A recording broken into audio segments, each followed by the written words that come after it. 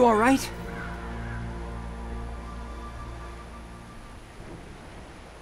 Move around using the W, A, S, and T keys.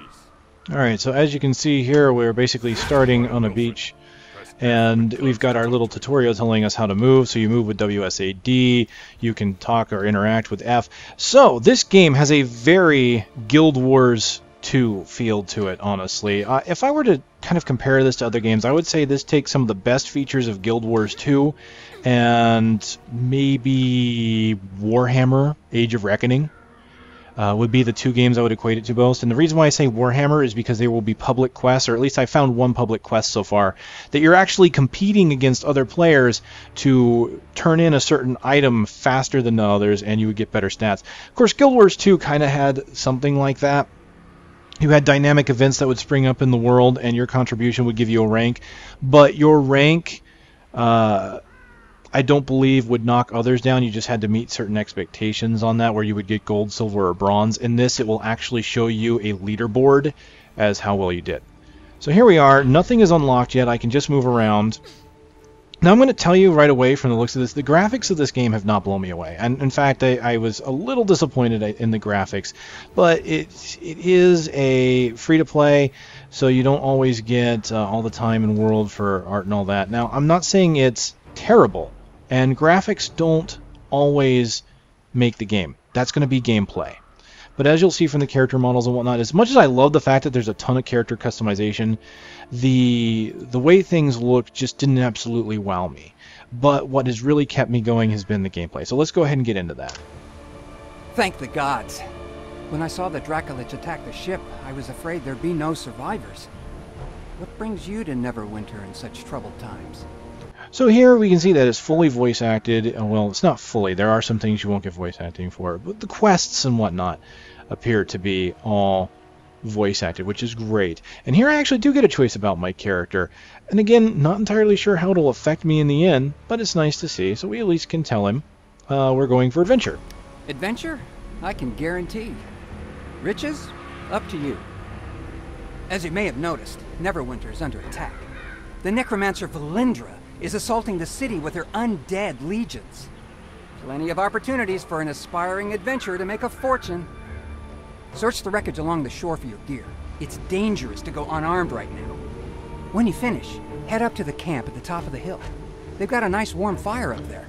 Now, talking about the graphics here, one thing I can show you that's kind of got me about it is you look at kind of the face as he's talking.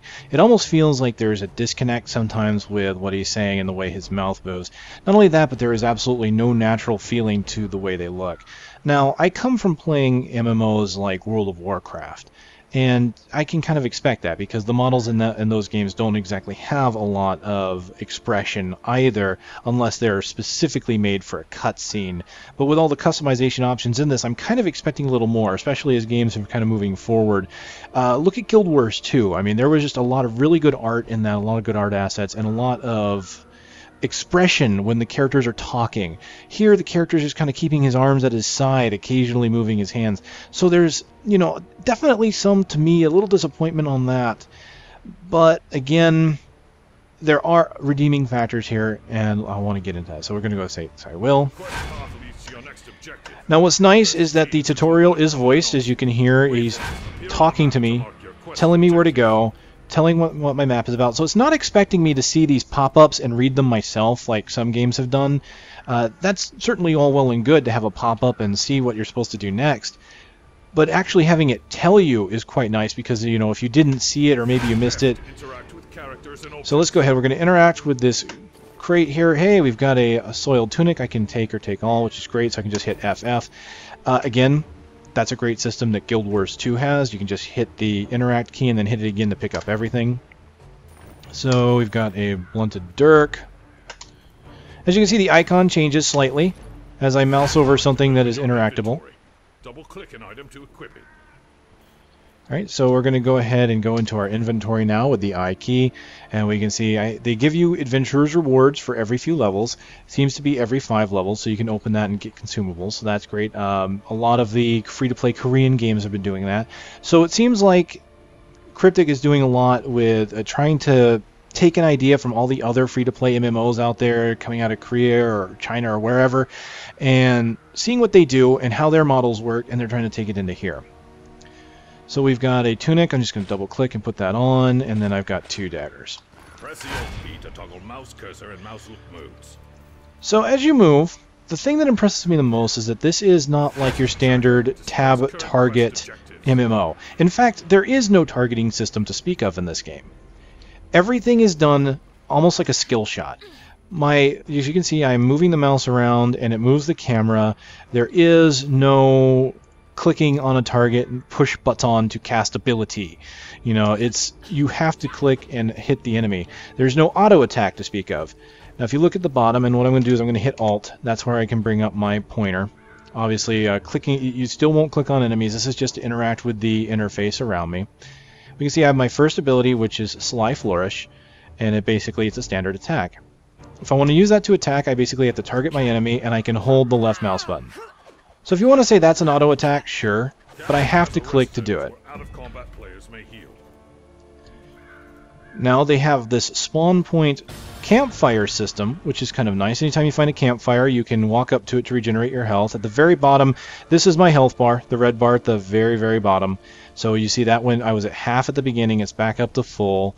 And there's several different things here that will get unlocked as we go. In fact, I mentioned no tab targeting. One of my abilities is a tab key. So that pretty much tells you right then and there, I'm not going to be using that for targeting. So let's move on. Oh, that was a dodge. Didn't mean to do that. I can show you here, just like Guild Wars, you've got a stamina bar. If you do an ability, it takes up about half of it. You can't do it again until it comes back. But that's for dodging. If I were a tank, it would be for blocking. Good to meet you. Now, we're going to complete the Signs of Life. Survived the attack on the ship. Complete. Now I'm going to show you something interesting that I like about this is I've been sitting here listening to the quests and listening to them talk. But they've got this system where if you pick up a quest and you walk away, the NPC will still talk to you. So you don't have to sit there and read it. Or if you just want to pick up a quest and go and be fast, you can get it. So I'll just do that. I'm going to do triage, and I'm going to accept it. But notice how his name is in the lower left-hand corner. He's still talking to me and giving me the quest. Masters in the fighting. To To make matters worse, the enemy is raising our dead to use against us. Acolyte Naaman is performing a ritual of Kelimvor to lay the newly... Okay, I'm just going to go ahead and dismiss that. Unfortunately, it is getting talked over by the... basically the training thing going on here. So it's kind of teaching me, and he's also talking to me at the same time. So you kind of got talking over there. So here we go. This is the very beginning. This is all the tutorial stuff. So as you can see, there is no real aggro. Now I will state today I have had some issues when it comes to aggro in the game, in that I've found that sometimes I can escape from the enemies, sometimes I can't. I've had enemies chase me to the end of a zone before, so I'm not entirely sure how it's intended to work. I think it could just be certain enemies that do it. As you can see there's my combo. I'm just holding down enough for 2 hits, but I've got obviously like a 4-hit combo. You see there, it shows the damage. I like that. It's got a weighty feel to it. So one thing I didn't care for in Guild Wars, and I didn't realize this until people started talking about this game in general, is floaty combat versus weighty combat. In Guild Wars, you have a very floaty combat system. You click an enemy, you click abilities, and you can just keep attacking while you're moving in any direction. Whereas in this, anytime I click, you'll kind of notice I get stepped into an animation, and I have to wait for the animation to complete before I move on. Or as I'm, doing that, I can dodge. It locks me into very deliberate attacks, and it makes it so that each attack pretty much matters, and you can feel the weight behind it, and you can have to decide sometimes, do you want to attack, do you want to wait to dodge, how do you want to handle it? So we're going to go ahead and help up these soldiers here, interacting. There we go. Kill a few zombies. So I've got my quest in the upper right hand corner, much like you would expect from any MMO. Help 3 of these guys and we'll move on to the next quest. Oh, no, nothing there. Is there another body around here? So you see I've got a few allied players who also created brand new characters trying it out. So as you can see in the upper right hand corner, while I'm looking for a body, I'm in a giant blue circle. That is the operational area for the quest. If I have to find something such as helping people get up, I can, as long as I'm staying in that blue circle, I should find what I need. Now I'm going to show you at the very bottom here, all the way at the very bottom is my experience bar. You'll notice that as I kill things right now, I'm not gaining experience. That is because this beginning part is very, very directed. You will be gaining levels at very specific points, and it's pretty much at quest turn-ins. Speaking of the devil, we should be getting level 2 here. Hey. Alright. So I'm going to do my turn-in, I get my experience, get some copper. And then now it's pretty much a collection quest. So they're pretty much setting you up. Let's keep him quiet. So I got a new spawn point, and they're setting you up with all the standard quest types. We've got the support, which is basically object interaction and killing, and now we've got gathering. So we're going to be out and collecting items. Since I've leveled up, the lower right shows that I have something new. I can hit U, and this will give me a chance to talk about how you progress in skills and whatnot. So I've got a new at-will power. Basically, anything you can use at will, or you can use it all the time. There is no charge, cooldown time, no resource cost, what have you. Click on that, and this brings me to the character sheet. We're in the powers section, and it looks like a skill tree, but it really isn't. You're not going to be putting points into anything. Everything here is unlocked as you go. So in a way, this almost acts like the Diablo 3 skill system, because you're not dealing in skill points. And I like that, because it allows me to quickly move in and out of any abilities that I want to try and use. I will be locked to how many things I can use. So at the moment, I have left mouse button as my standard Flourish. I have my right mouse button at this new Cloud of Steel, which is basically a dagger barrage. As I move on through levels, you can see at level 8, I'll get another level of Sky Flourish, which will increase its damage. Unfortunately, it doesn't really tell you what changes between the two. I would like to see them add that in the future. Basically, if I get this next Flourish, what is it actually giving me? What's the point of it getting leveled up? It's just going to be more powerful, I suppose. You can see at level 15 is a new ability, and at 21 here another Flourish, Cloud of Steel, and then you can see here there are some that you can choose through Paragon options. So as you go all the way down, you'll eventually get new abilities, and we can see it looks like 60 is going to be the final level. We don't have encounter powers yet, but those are things that you will use that have a cooldown. And just so you know, if you're planning on making a mage, there is no mana in this game. It's all health, and it's all cooldown based. Over here we have the daily powers, which I kind of hope they rename because they can be used more than once a day. And of course, here's our character sheet. You have feats. This is where your passives come in. This is where your skill points are going to be. This is pretty much your skill tree. As you put 5 points in any one of these tiers, you can move on to the next tier, put 5 points in anything here or below, and you get to the next tier, until ultimately you can choose one of 3 different skill trees, which have different ranks and abilities. They're called Paragon trees, so here you could be a Saboteur that focuses on subterfuge, Scoundrel, which focuses on fighting techniques, etc., etc., and you can click on it to see what you get. Different types of passives are available.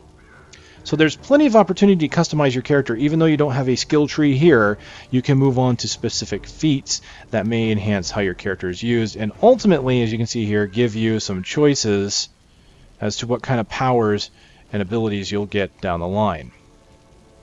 Even including your daily, as you can see here as Paragon Power there. Now you also will have companions along the way. I believe you can only have one companion out at a time. They're pretty much like an underling that will work for you. Alright, so let me kind of show you my secondary ability that I have. This is just a conversation. I don't believe, no quest involved. So if you look at my right mouse button ability, you'll see that it's got a number 12 by it. That's how many daggers I have to throw right now. So you get a good idea of how skills in this game work. I'm going to go ahead and target, and what I'm going to do is I'm going to click. You can see I must have a target. I can't tab target, but what I can do is right click when I have a target. And there you go. Do a whole bunch of damage to that monster there, and a bunch of damage to that monster there. And as you can see, what's happening there in the lower right is there's a countdown timer of every 3 seconds I get a new dagger. So every 3 seconds, 9 daggers. 3 seconds, 10 daggers. So as I'm fighting, I have a limit to how many of these things I can throw. So I can't just sit there and be a ranged rogue. I have to eventually move in to hit my target. So I can just, and if I want to, just hit a couple times and go in with melee if I so desire. So this game has a lot going for it as far as combat. I really do like the combat system in this, and so what I'll have to do is bring my higher level character in at some point and, you know, give you guys a show of that, because I think where this game is really going to shine is some of its combat. The quests are obviously nothing new.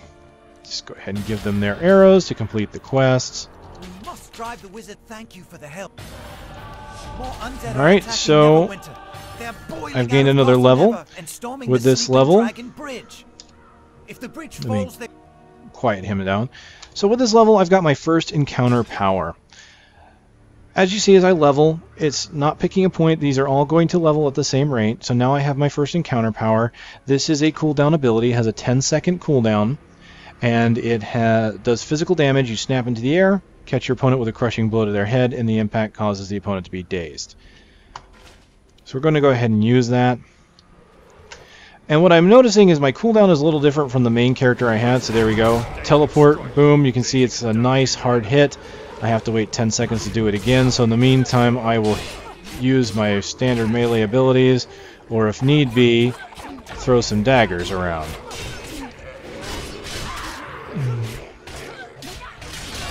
And this is where combat just starts getting really interesting. It gets better because I'll show you this. Let me go back to the character sheet. And let's go into powers. This is just at will. You also have class, and this is where things get interesting. At level 10, I will get my stealth ability. So unfortunately, I can't stealth for quite a while. But when I get stealth, I will also get damage increased by 25% while I'm stealth. So I'll have stealth and sneak attack. Doesn't seem like there's a backstab mechanic, and I don't believe there's a backstab skill. But this is where your different classes are going to come in handy. And of course, you also have General, which shows you all of your race and class bonuses that you get. Now, before I stray too far, since I talked about the character sheet when you do character creation, not showing you what all these abilities do, I'm going to go ahead and do that real fast now, because this is a lot of information to process. I know this video is going to go longer than I anticipated already, just because there's so many options available, but I just really want to give you guys as much information as possible. This is the kind of the intro, and we'll be going into some quests later. But here you can finally see, if there's any one critique I have about the game and the character creation, is they really should make this more open and transparent to you at character creation. I mean, once you make your first character, it's great, but for anyone that's starting out may want to know what these things are going to do for them. Now, I understand they don't want to do that information overload for newbies, because they might be like, what is all this crap? I don't know. But for anyone that's used to MMOs, that's used to role-playing games, that's used to D&D, you might want to know this, because a lot of people that are going to be in the Neverwinter are probably people that have been playing those already. So here you can see strength contributes to your stamina, your damage, dot resistance. Constitution is directly influenced to your hit points, your stop that. Alright, back to character. Oh yeah, it does that. If I try to move while the screen is up, it'll go away. It's kind of annoying at times, but I can see why they would do it. Okay, really? I love that ability. That is awesome. That is just so cool. Okay, so Constitution, pretty much hit points. Pretty much guessed that. Now Dexterity, see, this is what I didn't get. Usually Dex, you've got 2 hit. Depending upon what system you use, it could also affect damage. Did Strength affect? That was what I didn't understand. I knew Strength was a secondary attribute, but did it contribute to damage, or did Dex contribute to damage? Did Dex contribute to 2 hit? Well, from what I can tell, you can't really miss. The enemy can deflect, but I don't see anything that prevents you from hitting it all. There's no 2 hit rate, which I like. Again, that was something I was glad that they got rid of in, say, Diablo. Something that I think they toned down a bit in WoW, but it's still kind of there. Anyway, so we can see that Strength is basically damage, but Dex is going to be your critical chance, also your area of effect damage resistance, and your chance to deflect, which is kind of like blocking. Deflect is pretty much blocking. So Intelligence, what does that actually do for you? Well, that's recharge speed. So my main character, I went for more Intelligence than Wisdom because I thought there might be points I would get from it. I'm kind of glad I did, because doing that, you can see this is recharge speed. Since this game is cooldown based and ability based, every character can benefit from a higher level of intelligence. You can reduce the cooldowns of your abilities, and you don't have resources to worry about. If you're a mage, you're not worrying about mana. Just cast as fast as you can. So obviously mages with high intelligence are going to be great because you're just going to get rid of all those cooldowns. Having an intelligence score of 20 is definitely going to be recommended for that. So wisdom is control bonus and control resist. What that is exactly, I don't know, to tell you the truth. I'm guessing that's like character control, like if you can resist control of your character being taken away from you. And then charisma. So wait, conversation options, how does that affect it? It doesn't really. It's deflection chance, companion stats, so you basically leadership, and combat advantage. Now for a rogue, combat advantage is pretty much the being able to do more damage if the enemy's not focusing you. So if I can have a party, I can do more damage if they're focusing my party members. If I have a shadow clone up, which you can get it's a really cool ability. You can do more damage to enemies hitting your shadow instead of hitting you. So let's see if I can get a few more facets of the combat down before we make this absolutely too long. We're just going to go ahead and pass some of this. Alright, so you've got, a map choice here. This is great, so you can actually choose where you go instead of traveling on a huge overworld map. Now, some people may or may not like that. Personally, I don't have a problem with it because you've got some pretty nice, bigger areas to explore without having an overarching world. And it pretty much allows for fast travel as long as you can exit a zone. So you do have to get to the zone exit. Another kind of nice thing here is this gold trail that leads you to your objectives. I've heard that, watch out for the red circles. If you know anything about MMOs or Warcraft, you know about that. So the dodge mechanic. The dodge mechanic can be done one of two ways, since I'm doing it now. Oh. Dodge mechanic can either be done by double tapping, just like Guild Wars, or hitting shift. You see there, enemy abilities that are going to hit hard, you're going to see those lines. So in this game, you can do very well if you're good at moving, dodging, if you're basically being perceptive. So there is definitely skill involved in this.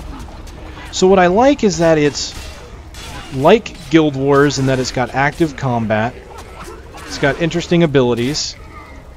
I like that unlike Guild Wars, the combat feels heavier. Each hit feels like it actually matters.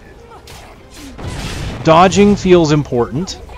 I'm going to be honest, in Guild Wars, dodging felt so floaty and almost unimportant at times. I mean, for big hits, certainly it mattered, but it didn't feel like there was enough opportunity to use it. And there were times in Guild Wars 2 where you would dodge and you would still get hit by things, and it was almost felt like dodging, it wasn't entirely skill-based. You got knocked down so many times, even though I would see that it would look like nothing hit me, I'd go down. So the combat in this definitely feels a step up from that, and I got to give them a large amount of kudos for that. And what's great about the system is that combos for your skills are definitely encouraged. So, which is something that Guild Wars did do and try to do, and I just think that this game is going to beat it out a bit. So, going to go ahead and go forward and try and complete our quest.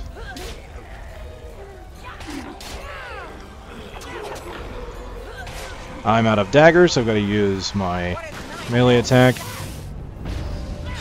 We've got a Deathlock White. Okay, big ability. Let's go ahead and get out of it, and while I'm out of it, I'll use my daggers. Come back in with a dazing hit. You can see there it does quite a bit of damage. Flashing from target to target, dealing damage to each. Now, most things you can pick up by running over it like gold, which is something I'm loving that most games are doing nowadays. But some things you have to pick up with the interact. Now that I've leveled, I can show you what a daily power is. This is awesome. This is Bloodbath.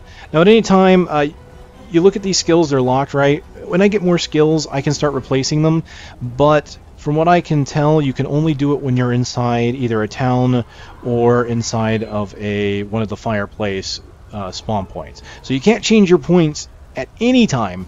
You can change them at strategic locations, though, say before a boss fight, before a dungeon. So you do have control over what your build is before an encounter, just to let you know. As far as feats are concerned, there is a respec option, but you need to spend, and this is kind of where the real money comes at, it takes your diamonds, which you'll buy with real money. Once I get out of here, I'm going to see if I can't give you guys some insight as to what the real money stuff is going to be like, because that's important to know when it comes to a free-to-play game and like this. You're not spending money on the game. You're obviously going to be spending money somewhere. We've already seen that character slots is a big thing. So I'll try and give you guys an idea of what to expect from their business model. Alright, so we got a new ability. This is our daily power. What I have here is this thing in the middle called my action points. When that hits 100%, I can use my daily. I get my action points by doing damage, or certain skills will help with that. So we're going to try my bloodbath here with this next big group, because this is going to be perfect for it. Uh-oh. Alright, let's move in. Now I can't be targeted when I do it, so I'm just going to go ahead and do it while they're using their abilities. And as you can see there, I just teleported all around and just did a whole bunch of damage, and I killed him before he was able to hit me with his arrows. Valindra!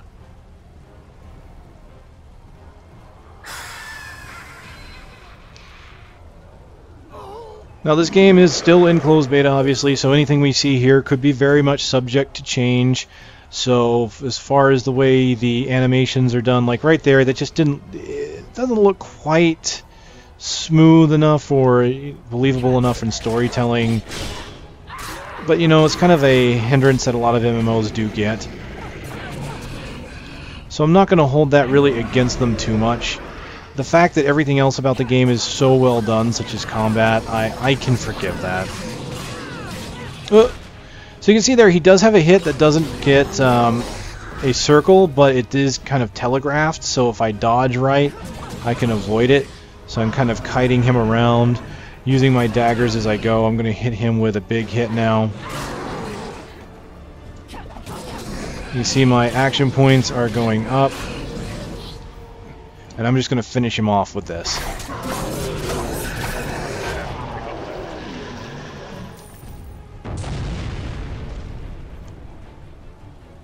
Alright, so taking a look at loot real fast, we can see that I picked up some robes that I can't equip because it's for control wizards, and I got an unidentified item. So you will get unidentified items in this game, and you will get scrolls of identification.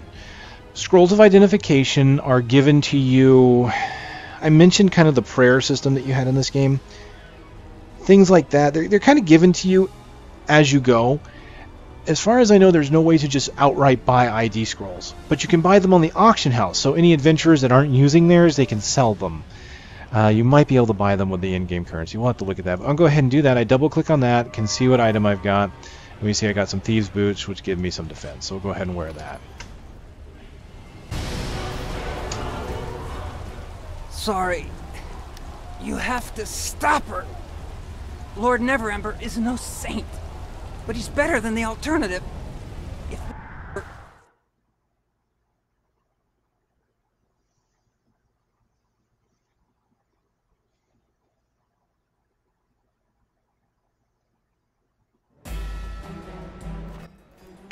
And with that, we're done with the intro. We are now at the South City Gate. I can press F to travel here. You can see there's different places such as the Chasm, Tower District, Black Lake District. I believe these are showing up because... Oh no, there's other things showing. I was going to say they're showing up because I've been there on another character, but I can see that these other places are showing up now too. So you've got multiple places that you're going to be able to go. So, interface. Let's just kind of go through everything. Obviously, you've seen the character screen. What's kind of neat is you have a town dress thing. So this is like right out of Guild Wars 2. I don't have anything yet, but you basically have a way you can dress for being in town or being out in the field. And you'll have different sets of equipment for each. You have your powers, as I've gone over those just briefly. Well, I don't know about brief, but your feats, companions that you'll get along the way. So we go here, we've got, like I said, there's probably going to be player-created content, because I've seen quests and things like out there that said they were made by somebody.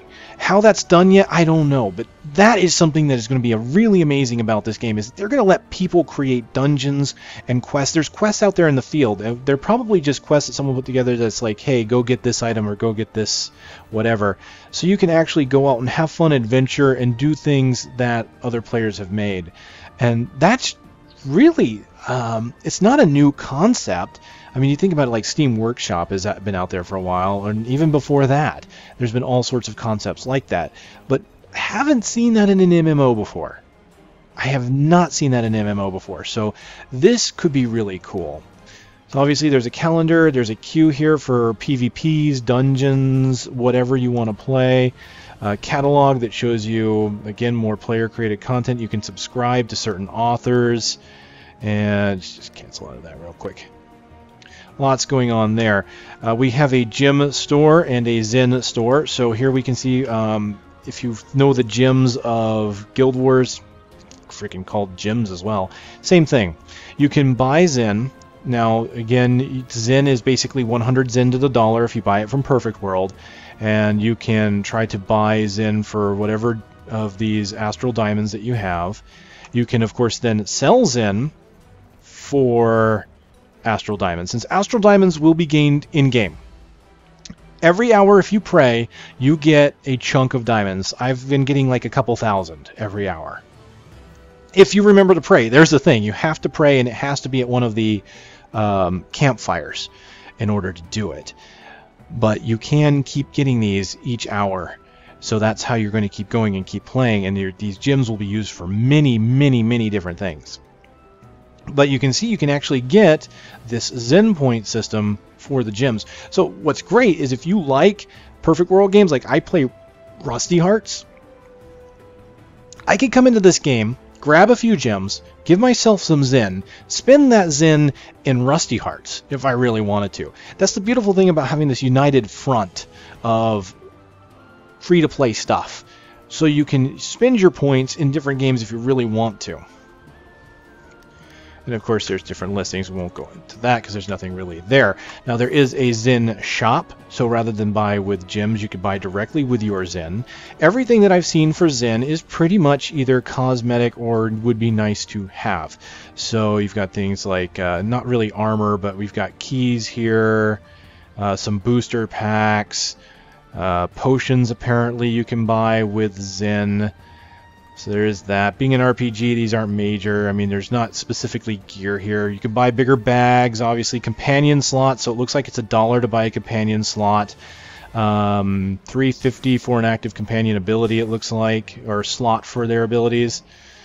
Dyes are here. You can buy companions for money. You can buy companions for in-game gold, by the way. So there's two different currencies in the game. There's these Astral Diamonds, which I haven't gotten enough time with them yet to really tell you how they work. And there is the in-game bronze, silver, gold system. So you can buy companions with the in-game money. So you don't have to buy them here, but obviously you can speed it up by grabbing these. You can buy mounts. And so we're looking at, wow, it's kind of, so we've got like a $5 mount all the way up to what looks to be a $30 mount. Wow.